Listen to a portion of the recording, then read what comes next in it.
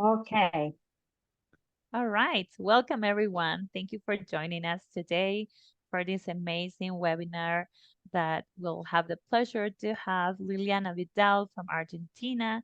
She's a language educator and a neuroscience educator who has been focusing and specializing in universal, oh my goodness, I can't even Design say for it. learning. Div- yes. So design for learning. Thank you, Lily. Um, Lily has been presenting in different national and international conferences in Argentina and outside of Argentina. So I am really excited to have her today. So she'll be sharing with us plenty of ideas on how we can make our classes really inclusive and ways we can support our world language classes. So thank you so much for joining us.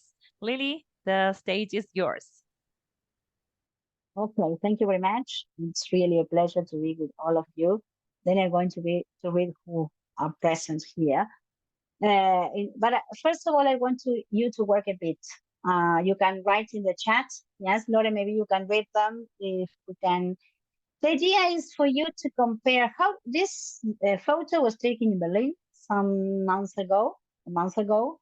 And the idea is if you had to associate education, different kind of education, uh, how you can associate this picture with education. Then I tell you what I saw, what I thought when I took the picture. But tell me how you can associate this picture with education, with different kind of education. I don't know if you can write. Let's see what I can. Yes, there is Bev Harper Architecture saying, type, okay, mhm, good, can be. Another idea, law. law. Okay, Martha said that. That's okay. Another, different areas. Oh, yes, okay, that's good. Historic cultural settings, good. Fusion of old and new, that's good. Conservative, okay, great.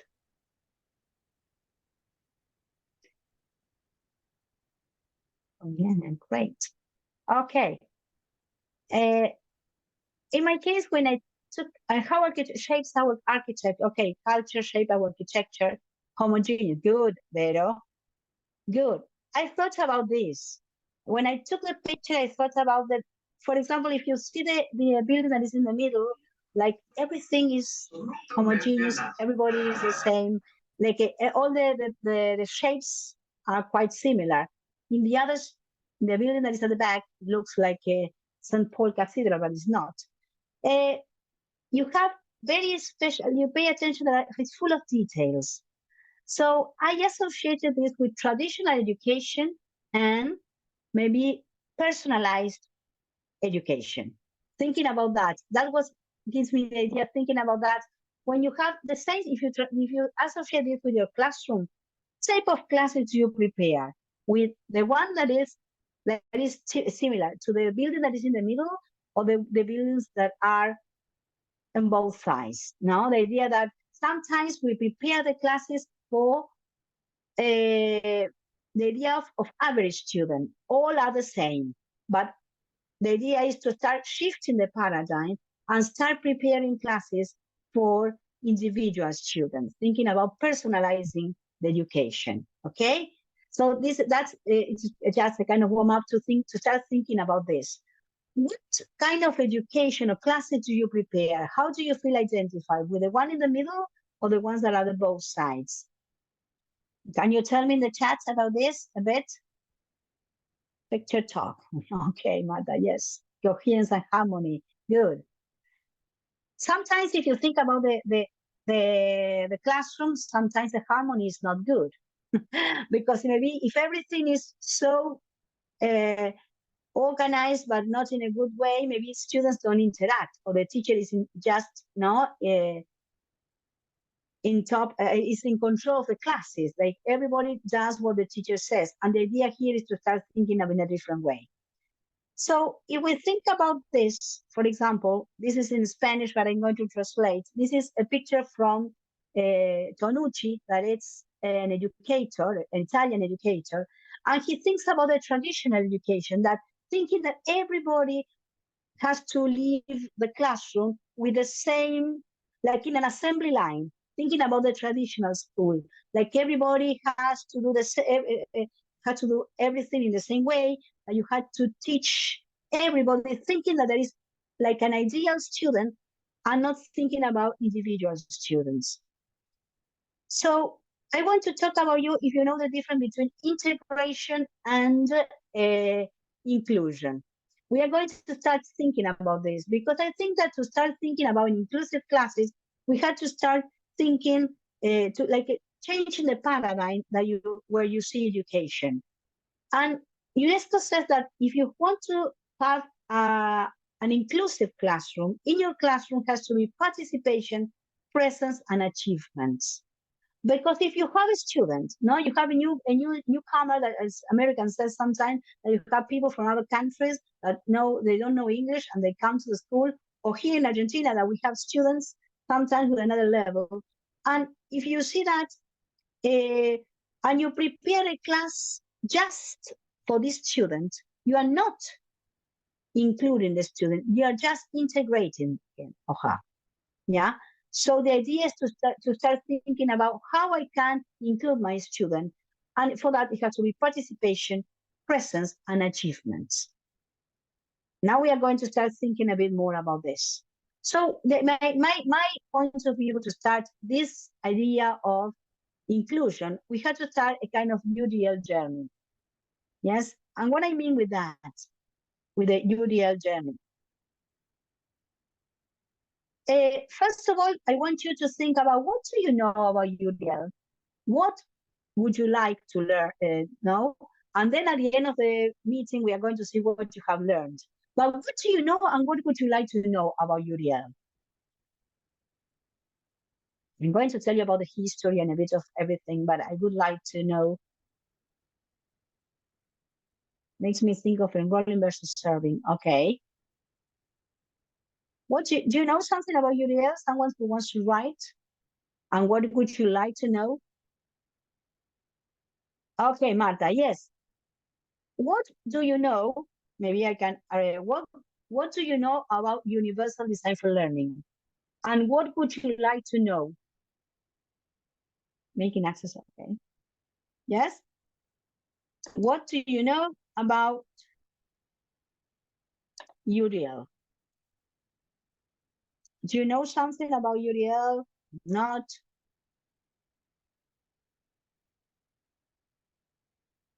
Yeah, and what would you like? No idea. Okay, well, good. So that's somebody knows about UDL, offering choices to staff. I don't know about it and what UDL stands for. UDL means Universal Design for Learning. I have never heard of it. Okay, that's great. I don't know, accommodation to meet needs of students, great. So it's equitable to everyone, students, okay. So I'm going to tell you a bit about UDL, and then you tell me. So what it stands for? Universal Design for Learning. And there are some keywords. Okay, Nichols says structure and system already in place to meet all students where they are at and what they need. Okay, that's it. And I'm going to describe some keywords that are related with universal design for learning. And we have a difference here between equality, and we are going to talk about equality and equity. And if you look at the picture, here you have the word equality.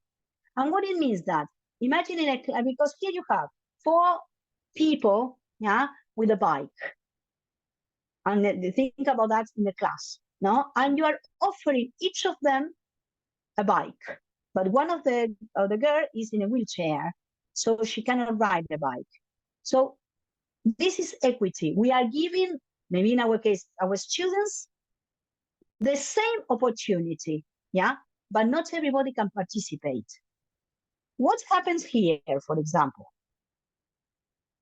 This is equity, and universal design for learning thinks or points to this. We are giving everybody the same opportunity, but according to their needs.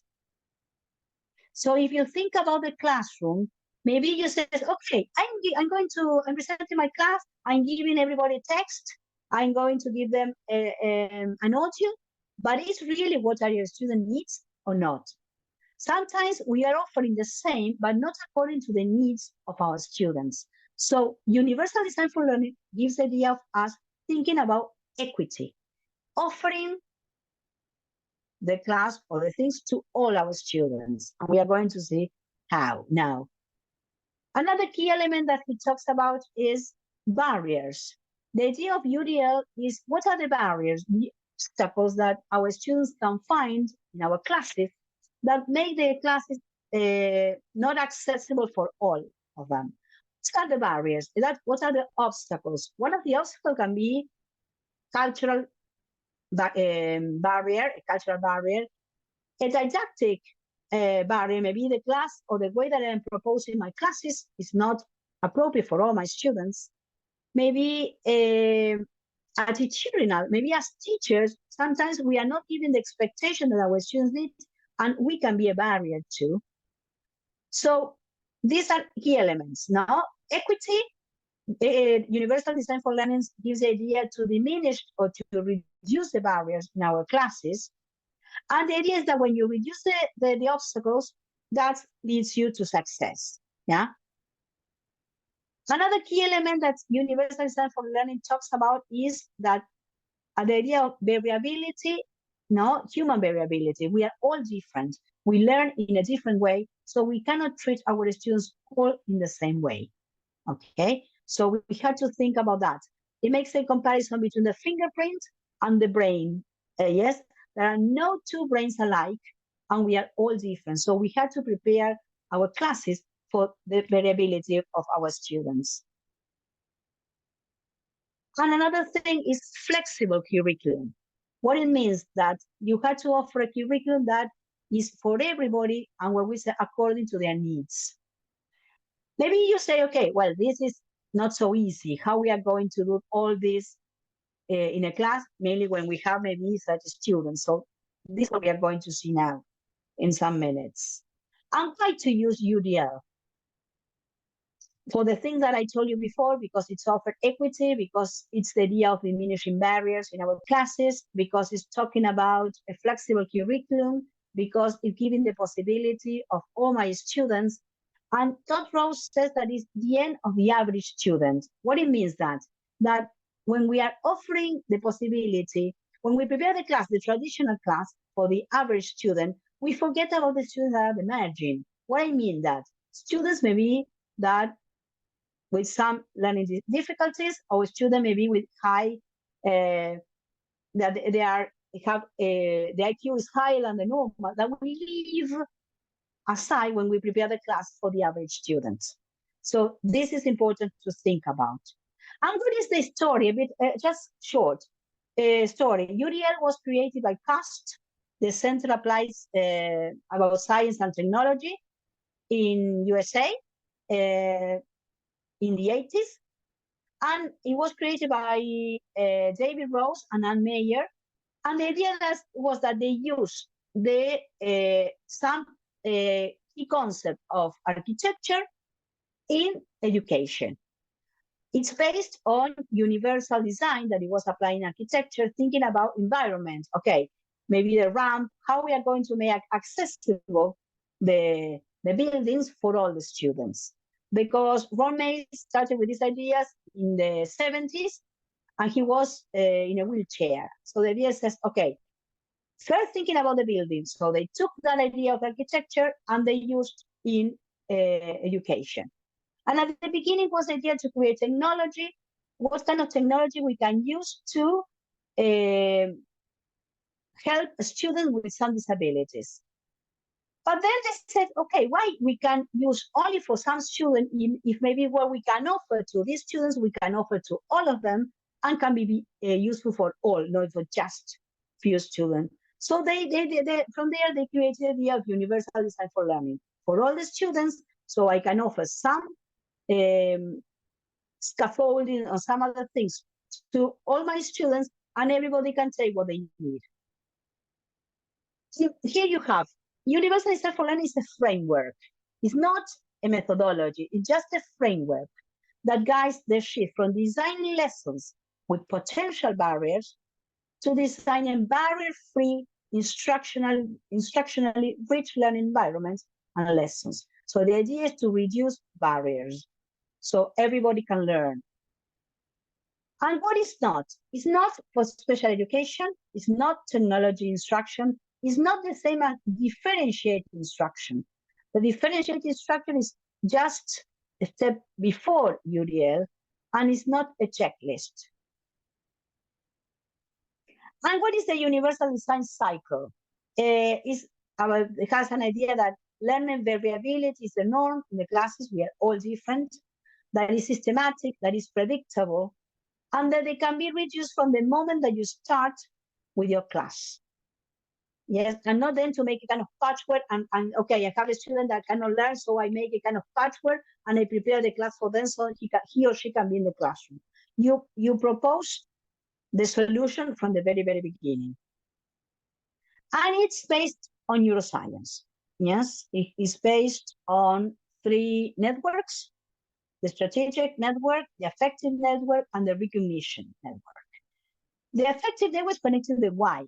How I'm going to motivate my student, how I'm going to capture his or her interest, how I'm going to make my student sustain the effort and to persevere in the activities, how I'm going to help my student to self-regulate after this. Then the recognition network, that is in purple, is connected to what? And how I'm going as a teacher make the information accessible to my student, because sometimes what you are offered is not accessible. And this strategic network is connected with the frontal lobe, it's connected with the organization, with the planning. And it says how my student is going to show how much they have learned. Yeah, and how they're going to organize. Up to there, any questions? Please tell me. So if not, we continue with the other, and I'm going to talk a little bit about this. Somebody has any question?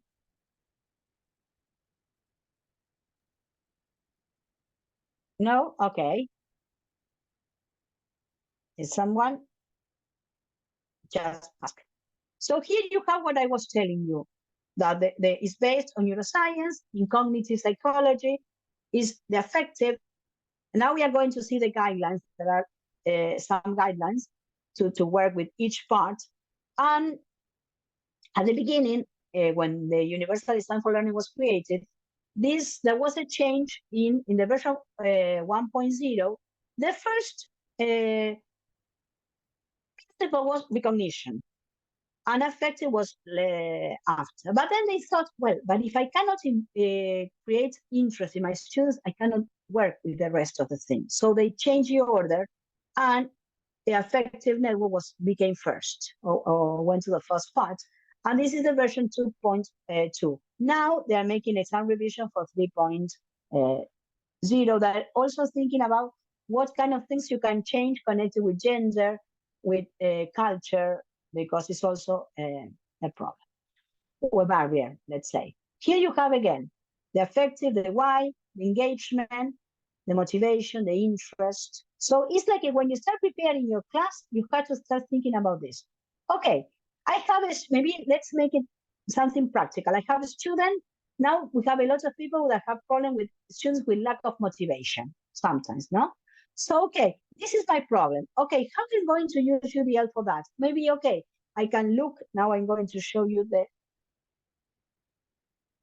guidelines. These are the guidelines that you have, that UDL works. Maybe I have a problem that my students have problem that, well, we have a student that lacks motivation. So here I had to look at some of the checkpoints that says optimize individual choice and autonomy, optimize relevance, value, and authenticity, minimize threats and distractions in recruiting interest. Okay, so maybe my student, the problem that he has is that he or she get distracted in the classroom because my classroom is full of decoration. So maybe what I can do is to think about, okay, how I can minimize the distraction. I can change the environment that I have. I can put him in the quiet place. So these are one of the things that we can do. Or for example, I'm going to show you later, and then I come back later. I want to spoil but I can think about that. Sorry. I come back later to this. But here I thought about this, that they optimize, for example, optimize relevance, value, and authenticity. What we can do, maybe what we are offering to our student is not relevant for the student. So maybe that can be a barrier. So I says, okay, I'm going to teach something about, for example, traveling, thinking about adults. Okay, what I'm offering is relevant for them because if maybe he's planning to travel, is relevant, maybe or not. Thinking about, for example, digital voices, I thought about this, for example. If you have in a class and you want to choose an activity that is cultural relevant, you can choose, for example, an activity that can be to fill in the form. So what I'm proposing to get the interest of my students is to choose an activity that is relevant or culturally relevant to my student. So this is one way of creating interest. So depends on the barrier that you have, you can choose one of the checkpoints. But this one is the idea, okay, I know the problem before. I know that my students lack interest, for example, or so I prepare before I start the class this activity and I offer to all my students. Am I clear with this? Is it clear than the idea there? Yes, it is very clear to us. I mean, I don't know if there is It's any other clear? question, Okay, but I great. think it's pretty clear. Okay. Yes, great. So the Universal Design for Learning, as I said, is connected with the three principles. The one that says that you had to provide multiple means of engagement, the why we had to learn something, the multiple means of representation, how is the information perceptible, and the last one, how I'm going to show how much they know. And they have different, you can read in that way, or you can read vertically and says access, build, and internalize. It means that the first one, recruiting interest, provide option for perception and physical action, is connected what we can do as teacher to remove the barriers and to help our students to learn better. The second one, the build, is a mixture between the students and the teachers. We can provide them some scaffolding so they can learn, or we can help them to learn many things. And the last one, the internalize, is when the student becomes autonomous and they can start working on their own. That's the idea. And you can tell me I had to use. So what is the objective or the aim of UDL? The objective of UDL is to create or to help our students become expert learners. Now, what it means to be purposeful, to be motivated, to be resourceful, to be knowledgeable, strategic, that they can be goal-oriented, as you have here, for example, the back. The goal of all this is that our students, if they do, doesn't mean that you have to do every point, that you can choose the one that you need. Help our students to become purposeful and motivated, resourceful and knowledgeable, strategic and goal-oriented. Okay? So we can choose all that according to, you can mix some of the guidelines, or you can choose what you need, or you can use more than one. The idea here is not that in your next class, you have to start using all of them. So start using some of them and start working with some of them and then including more. Maybe when you start looking at them, you use more than you imagine, because in English, we use many things of this, and we don't realize that we are using UDL. So the first one that I told you was to provide multiple means of engagement, no? How we are going to help our students to be surprised in our classes. And here I think is when we have to appeal to our feelings, yeah? And I choose this phrase because it says, I have learned that people will forget what you said, people will forget what you did, but people will never forget how you make them feel. So here in the part of engagement, you have to appeal to your feelings, to the students' feelings, to use all the senses, to use all the to try to choose activities that include the five senses. Think about that. For example, we are going to see that in the recognition, network of recognition, and the other one is that, for example, when depends on the activities that we choose, we activate different parts of our brain. So it's interesting. If you choose something, maybe a reading, only you activate some parts of the brain. But if you choose movement, for example, you see that our brain is full of, if you see an image, full of lines, no? Because movement helps a lot to activate our brain. So what I mean that in our class, we had to choose different things, different activities, and involve different kinds of parts of the body and also different senses to create that, to capture that that interest. And in the way of learning is connected with the limbic system. Now that's why we said about the feelings. And what are the potential barriers that you can have in a class connected with the interest? Maybe that the student cannot understand the purpose of the of the class, or maybe the assignment is too easy or too difficult, or maybe they lack executive functions, or they don't know how to cope with the strategy, or maybe the content is boring or is irrelevant, or maybe they feel maybe he's shy students and they cannot ask questions. This is what the CAS proposes in some way about the why of the UDL. And you have here the guidelines that we saw at the beginning: recruiting and capture interest, fostering self-regulation, sustaining effort and persistence. And we can see that. For example, one of the things of recruiting the interest is at the beginning of the class, you can share the goal of the class. Today, we are going to learn this because that's good for the students. They know what to expect, yeah? Or it's a kind of guideline that the student can need. Or maybe to design the material that is relevant for them. Because I think the key thing about this is to consider the interests of our students and to know your student first. And then from there, that will be the starting point, and thinking about maybe if you have some difficulties or no, and connecting them with the real world too. And then you have fostering self-regulation or sustaining persistence and effort, yeah? And it's connected with a way of giving feedback.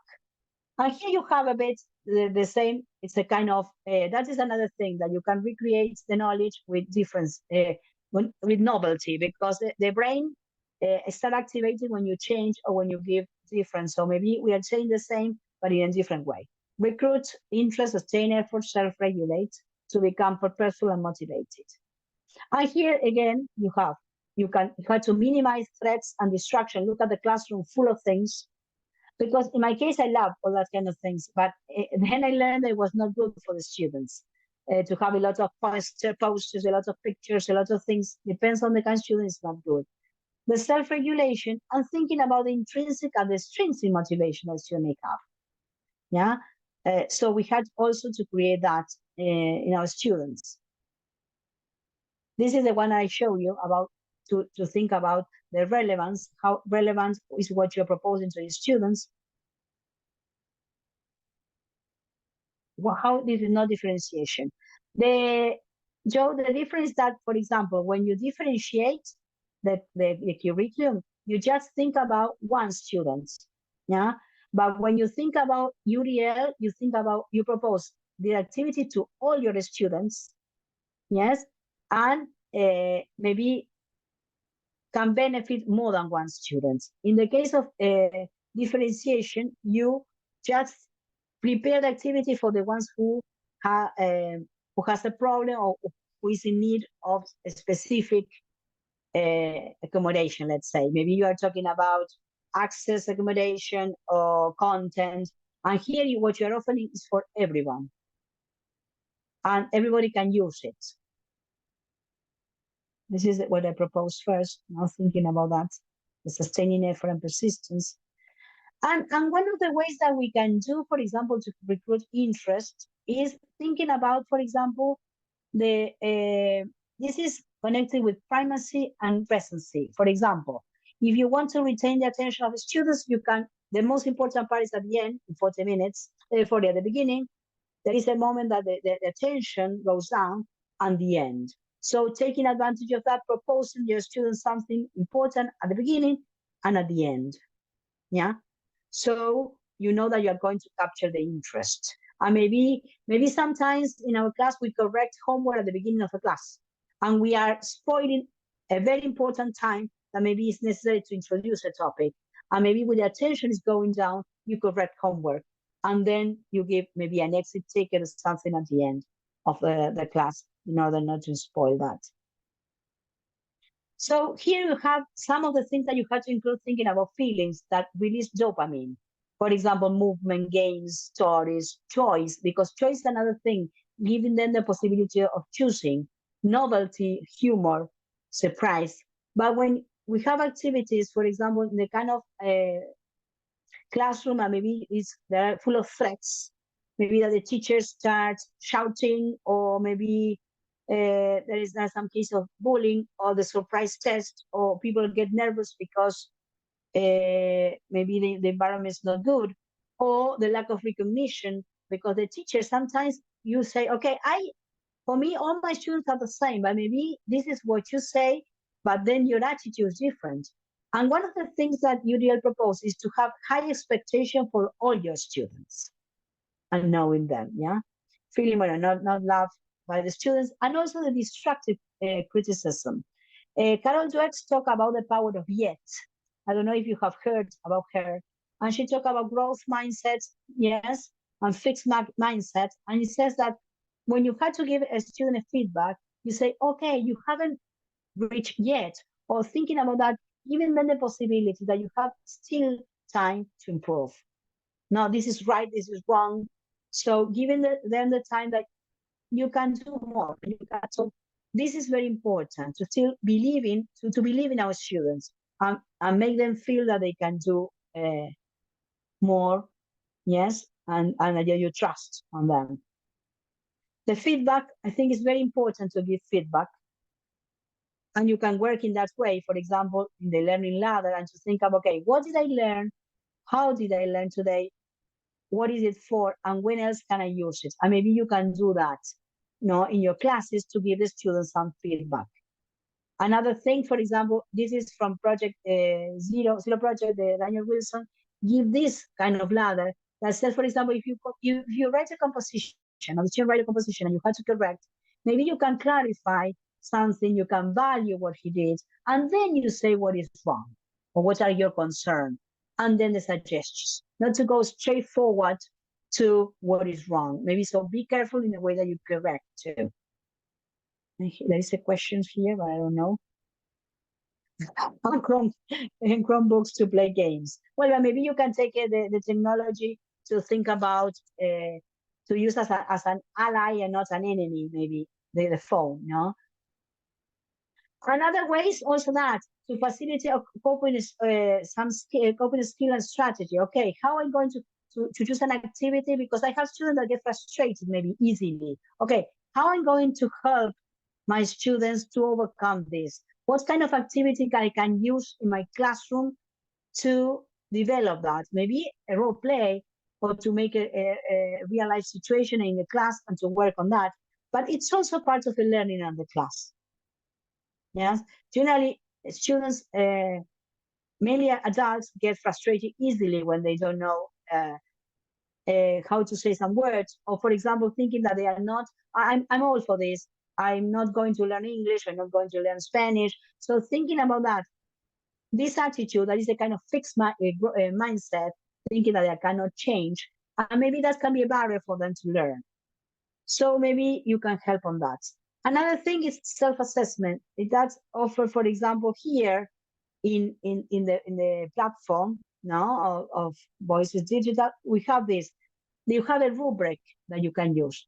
So this is very useful. You can say, okay, you propose an activity, and then you can evaluate your students with a rubric.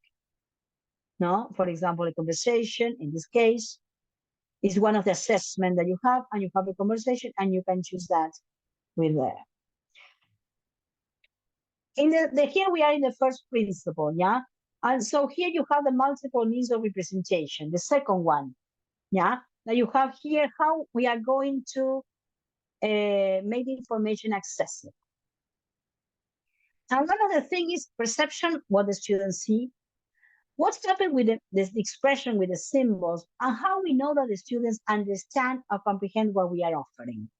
That is a good idea. It's happened when you have students that maybe, because sometimes we have students that they lack vocabulary, or for example, here the potential barrier, for example, for a text, the inability to decode text. Here we have a lot of problems now for reading comprehension. So maybe there's poor reading comprehension, slow reading, or maybe the background that the student have is not enough to understand, difficulty to understand the vocabulary, or they're unfamiliar. If you, for example, if you are teaching, I don't know, something, a recipe for cooking, and maybe you put the measures, no?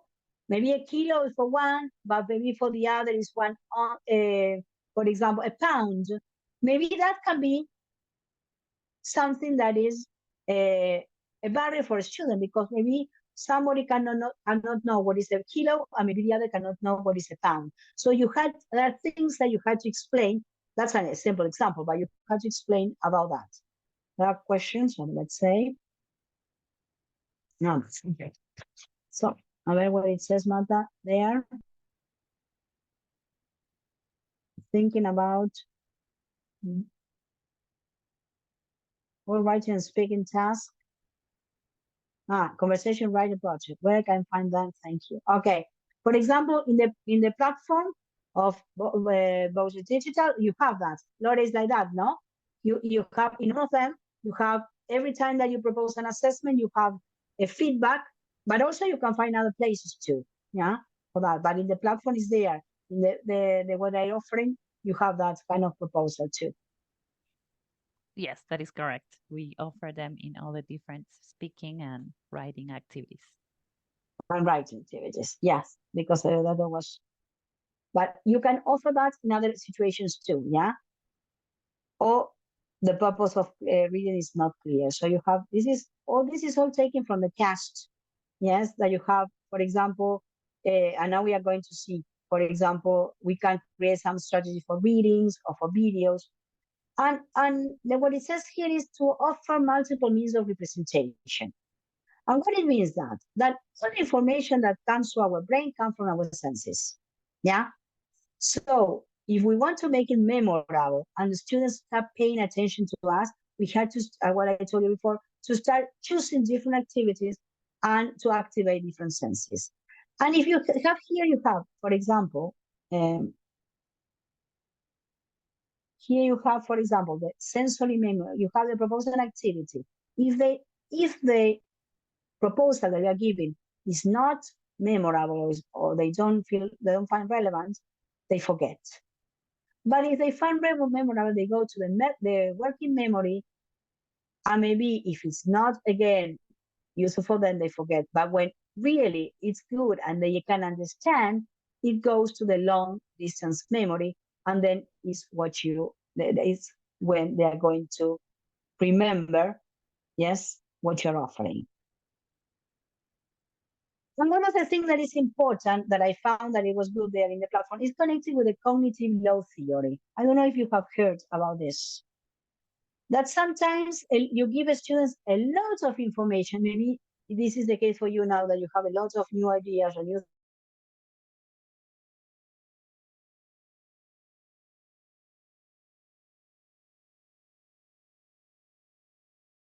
inefficient cognitive load and germane cognitive load. What it means that sometimes, for example, the intrinsic load is the difficulty of the activity that you're proposing to the students. So the idea here is to reduce the cognitive load so it's more accessible information to the students. The intrinsic load is the difficulty of the activity. So this one is immutable, you cannot change, but you can change the other two. The extraneous or effective cognitive load is the way that the activity is presented. So if you know that the way that the activity is presented is going to be a problem for the students, choose another thing, because you are increasing the cognitive load. For example, thinking about students with dyslexia, sorry. So if you have students with dyslexia in your classroom and you think about, okay, I'm going to present a reading that is very low, full of things, and you know that maybe and the spaces are not enough, but the background is white and it's not has a light color.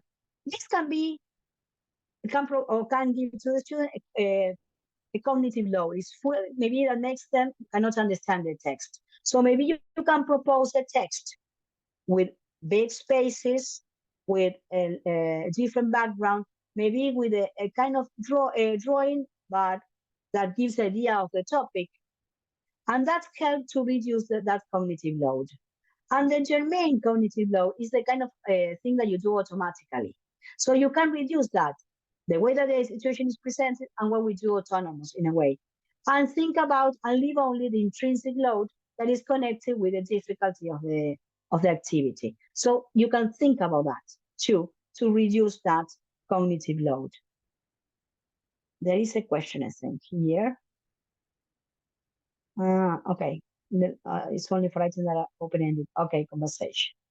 And here you have here something about a principle that Mayer wrote, thinking about the cognitive load. That sometimes, if you want to make the information accessible to everybody, you can delete superfluous information, to eliminate texts that are irrelevant or pictures, that you can highlight the most important information. So that's help the student to understand better, to highlight, to choose or to include relevant words and pictures so they can help. It's a kind of guideline or signaling to our students to make them better, understand better, let's say. Also, we can do, again, keywords, to use mnemonics, to think about visual thinking or analogies, and to use visual aids to help. Not to make it full, like we saw the classroom full of decoration that maybe is a distraction, but yes, to use some visual aids to help them to understand. For example, here, you have that a glossary is a good idea. For example, you have phone, you have a definition, but you have a picture. So it's very well distributed. There is a space between one and the other, so you can see properly what is it about. So this one you can do it. I work with a student with Down syndrome, for example, that every time that I prepare the class for her, what I do is I prepare a glossary at the beginning of what she's going to learn, the word with the definition and with the picture. So this one, thinking about Uriel, you can prepare that for all your students, and you can offer at the beginning of the class. Today, we are going to learn this, thinking about that is good to organize it from the very beginning. You can provide the glossary. Maybe they can use only the ones who they want, the ones who want. It's not necessary that you offer to all of them, and then they use the one that they need, maybe as a kind of a scaffolding, or prepare an activity connected with this. Another thing about the story, for example, again, you have a picture and you have the text. So that helps a lot how to connect now the text with the image. And also you can use, in English, we use that sometimes the picture as a warm up, for example, or then to rewrite the story. But that here helps to avoid this cognitive load that we were talking about, because it helps the students to understand better. And one thing that is important is to think about how to activate the previous knowledge, what we can do. You know what is how we understand. We realize that our students have learned, or how the students have understand what we have taught. When the information is flexible. What I mean, when we can apply the information that we have taught in another situation. So we know they are in that way. So we activate, because here I know this. I interact with what I am learning now, and I can apply to a new situation. And here you have one, for example. Now try your activities. Where are you from? In this chapter, for example, chapter 3, you have different information, different things about me. Where are you from? You have, for example, a map. You have different things. And at the end, you can use the same situation, the same vocabulary in a new situation, let's say. And without, nowadays, the student is becoming more autonomous. And this is the last network, the strategic network, and it's connected with the prefrontal lobe. How are we going to help our students to become autonomous, as we said before. And what are the potential barriers that our students may have when they have to show what they know? Maybe, for example, we propose, okay, we are going to this story, but then you will have to prepare a presentation. And what can be the barrier? Maybe some students get very anxious, they get frustrated because, so that can be a barrier. So maybe you can offer more than one possibility. We read a book, we create a comic, we create a poster, we create a presentation to give them more possibility, more options to avoid that, maybe in this case, anxiety, or to feel them frustrated. So you can offer them more than one options to show how much they have learned. For example, here you have provide supports, modeling, examples, rubrics again, checklists, for example, to make and feedback to help them. Here you have one, for example, with a classmate or friend, act a short skit. This is one of the possibilities. Use informal and informal introduction. This is for another chapter. And you can give it a kind of scaffolding, but the students can create a new one and interact with them. Here it says it's not available for the student because I didn't activate the microphone when I was copying, but it's possible to record for the students. They correct, and then you have the feedback. This is one of the ways. Another choices that you can give to the students that we were talking about: paper, test, quizzes, projects, a video, graphic organizing, presentation, different ways of showing how much they can know, drawings. And this principle says provide option for physical action, provide option for expression and communication, and provide option for executive functions. The executive function is the one are connected with planning and organizing. Now, this is what they offer with the principle. And here you have provide alternative keywords and command for answer, because maybe you can have a student. Maybe are you offering a computer? Do you have computer in your classes?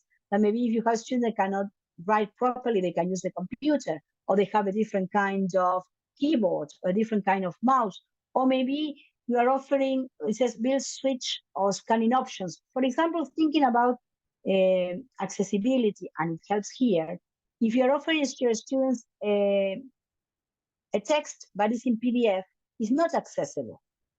So you can provide the students a text in Word, so the student can change the background, can change the space, can change the kind of font that they need to learn better, for example, and they can use an immersed reader. So all these kind of things, maybe you're making the same text accessible to all your students according to their needs. And then you can provide access to alternative keyboards. And here you have different use of multiple media that many of these you use maybe with that. Drawing, pictures, timeline, collage, installation, board game, magazine, brochure, photography. So there are different things on multimedia, things that you can use. For example, you can use, connected with accessibility, you can use Balabolka, that is for dyslexic. You can use Word, you can use the immersed reader in OneNote. Or, for example, if you make your students do a composition, and you know that some of them cannot write properly, for example, what you can do is to offer them to record himself or herself with a phone, and then to transcribe. You pass this from the speaking part to the text, or the other way around. So these are kind of things or technology that you can use to make the information or to show your student how much they have learned. Here you have another, for example, choosing the part of the key term for assessment. Again, is a kind of repeating and refreshing the same activity or the same vocabulary to know if the students have learned. We have a question here. Have barely any knowledge, and they are limited with what they can do with the language. Well, but that depends on the activity that you can propose. because here you are thinking about maybe someone who knows or who can write. But maybe if you think about someone, for example, kindergarten, you can offer other kind of activities, or maybe with pictures, or to use other kind of scaffolding, for example. Because maybe the picture can be one. If you think about writing, maybe you can use, thinking about how to learn letters, maybe you can use sand, and the students can, for example, start learning how to do the letters now with sand or with rice, and you are using something connected with the senses because it's connected with, and they can start learning the letters, for example. Or you can use rubber letters to identify, or to use realia that we use a lot when we teach, for example, English, for example, as a second language, taking the students to show that. So maybe a picture dictionary, Marta says, great. Yes, in that kind of glossary, maybe you can use just the picture and or maybe you can provide, UDL has one program that is called UDL Builder. That is great because you can upload there the text and you can create activities, and the program reads the text, shows pictures, and you can associate, for example, the word with a picture. And you can do it on your own. You have readings there, or you can create your own reader, for example. So maybe that's a good option, because maybe you can show your students and then listen, for example, the story, yeah, and they can see pictures of the words. Also uses all these amazing accounts of second language and English language development. Of course, yes. I think it's great, because I think the idea, when you think about language learning, for example, maybe you have students in the same class that they have different levels. And the idea is not to segmentate according to the level. It's sometimes the idea to propose to all of them this kind of scaffolding, or this kind of ideas, that kind of help, and then provide scaffolding for the ones who need, or to everybody, but the ones who need can take it more. For example, you teach something, you provide the same things to everyone, and then you can provide scaffolding so the ones who are in need can use it and improve. So that's why it's the idea of going into the idea that they become expert learner, they become autonomous, self-motivated, and I think it's important to, mainly also in the language learning, that we start thinking, okay, not here, to get here, you need to do this kind of, you have to study this, you have to do, to guide them how to reach to the level that he needs, and to provide feedback. Maybe self-evaluation, maybe peer evaluation also, or heterogeneous version of the teacher and the students. So all this is important. And this is short to thinking about all these things. I had to prepare the class. Okay, what I'm going to consider. I know my students, I know that I have some problems, some things. Okay, what are the barriers? Maybe in a class, I have a student that lacks motivation. I have a student maybe that I know that has dyslexia. I have students that maybe have slow reading. So I think about that, all the barriers that can be political, cultural, methodological, emotional, before I prepare the class. Then can be thinking about the barriers. Then I have a goal. What am I going to teach? So in the goals, I'm going to teach maybe present simple, thinking about teaching a language. Okay, how I'm going to teach this level. And I'm going to think about all the things that all the kind of students that I have in my house, and I'm going to propose strategies and activities to all of them. I don't know if you have heard about Bloom's taxonomy. Bloom's proposes the idea that you have, for example, the higher up, you have, according to the higher order of thinking and lower order of thinking. And if you provide students, please record some words connected with environment. You are using the lower order of thinking. But if you want students to get more involved with something, okay, please analyze some words or connect some words with connect to the environment, and another thing. So I'm using higher order of thinking. So maybe what you can do is to propose an activity, different kinds of activity with different level of difficulties. And you are using the same topic, but with different levels according to different kinds of students. What I mean with that, so when I create the goals, I choose this, I prepare that, these kind of things. Then I'm going to think about the assessment. Always when you use the goals, you think about assessment. What kind of things how I'm going to assess what I'm teaching. And then the material that I'm going to use. The material, thinking about that, is it flexible material? It's for everyone. I'm using concrete, I am using something that is abstract. Okay, and which method I'm going to use. Because UDL doesn't say that you have to use one method. As I told you, it's a framework. So you have to use the method that you need for the specific situation. Yeah, there is a question. A rubric to glue in their notebook, and they had to use it for writing. Good. And they add a personal touch to the rubric. That's great, Marta. So these kind of things is great because you are giving them the possibility also of choosing. You have here the goals is the takeaway of the lesson, the challenging to all students, and help learners identify their own goals. The assessment, no, to see how they are progressing, that is something flexible.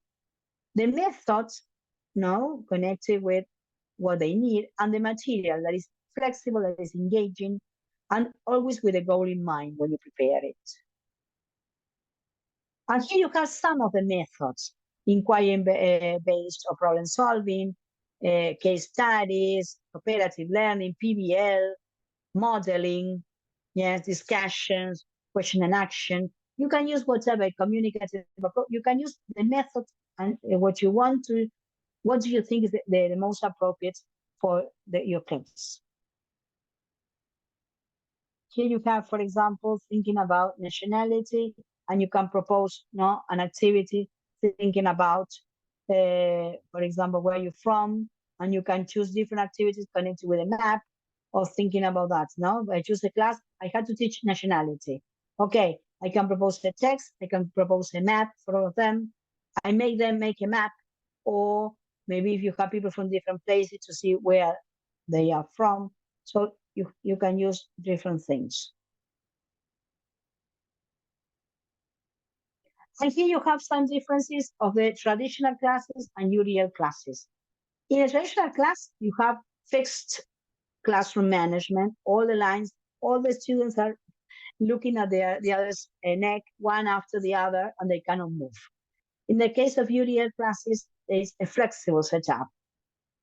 In one of the traditional classes, there is one way for students to complete an assignment. In the other, they can complete it in multiple ways. The teaching focus on what is taught, and the other is not thinking about what is it taught and how it is taught. The accommodations in traditional classes are for specific students, and here are for all students.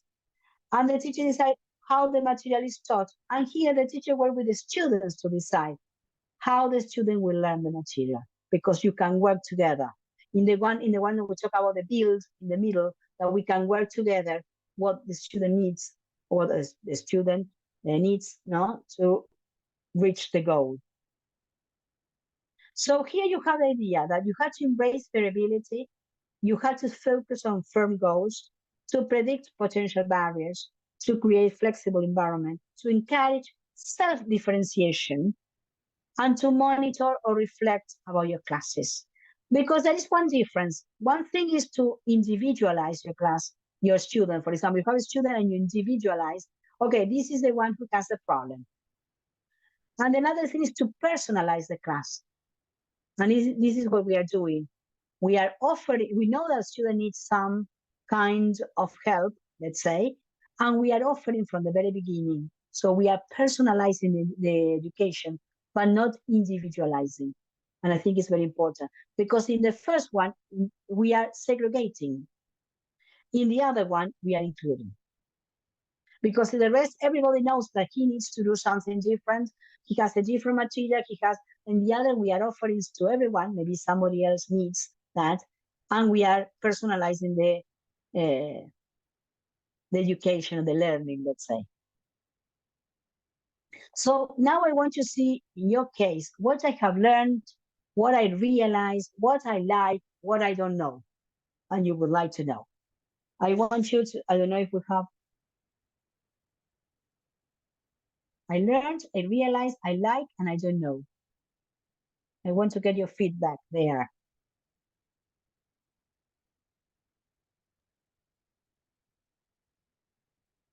If someone wants to write. Or speak. Unmute your microphone and Good speak. speak. Good. That's it. Yes, go ahead, Okay, Marta. I really like the fact that you clarified the difference between the including all the students and differentiation. For myself, in my district, it's more like world language is a dumping ground. It doesn't matter what level there are, there's room in their schedule, they go into Spanish, whether it's level 1, level 2, or heritage or native. And sometimes they're all grouped together, and who's got a 504, who has an IUP, and it's just one person.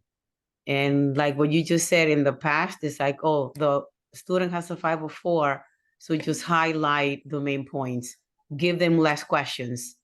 And then the student next to them, oh, why does he only has 5 questions and I have 20?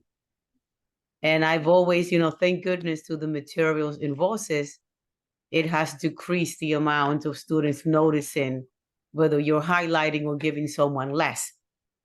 But I really like the fact of including everyone. And I've been trying that lately, not knowing that it was called UDL. And I'm giving everyone the same information. And then I ask, okay, you might not try it. And I'll go back and I'll check to see your efforts.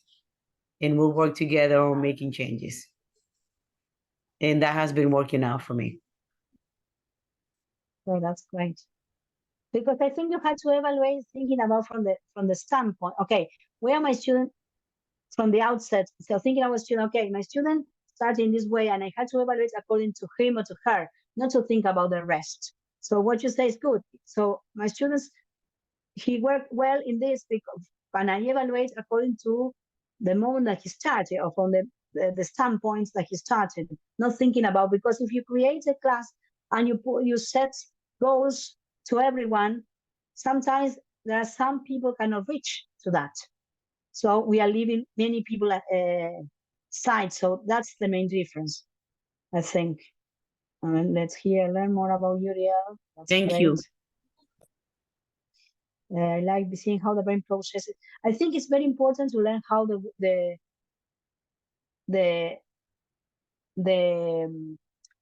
it's necessary to know how the brain works to realize that. Yeah. So it's very, very important. I learned about the science behind UDL, good. How to apply UDL in the class. I love the amazing presentation, good.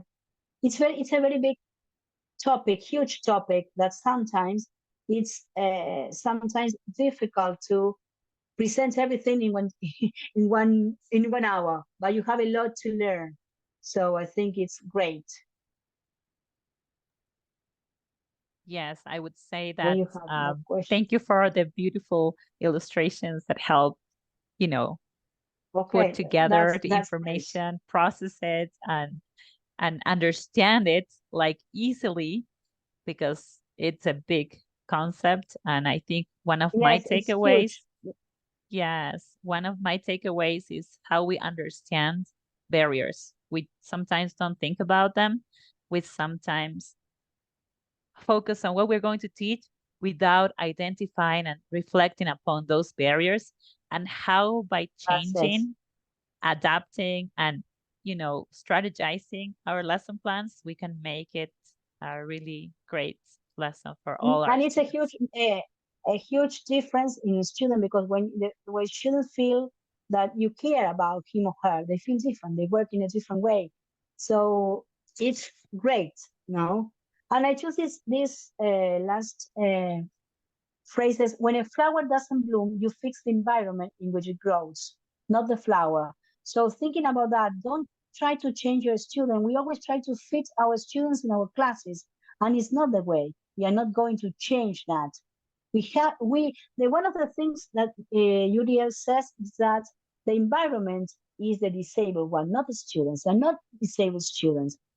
Environments that are disabled. So you have to change his or her environment to make him feel well in our classes. Don't try to fit your student in your classes according to what you think. Yeah. And I think it's great when you change that, you know that you have space for everyone. Yes. And everybody can learn in some way. So I think this is great.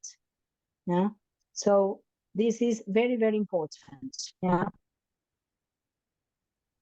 Thank you so much, Lily, for sharing this insightful information for you, for everyone.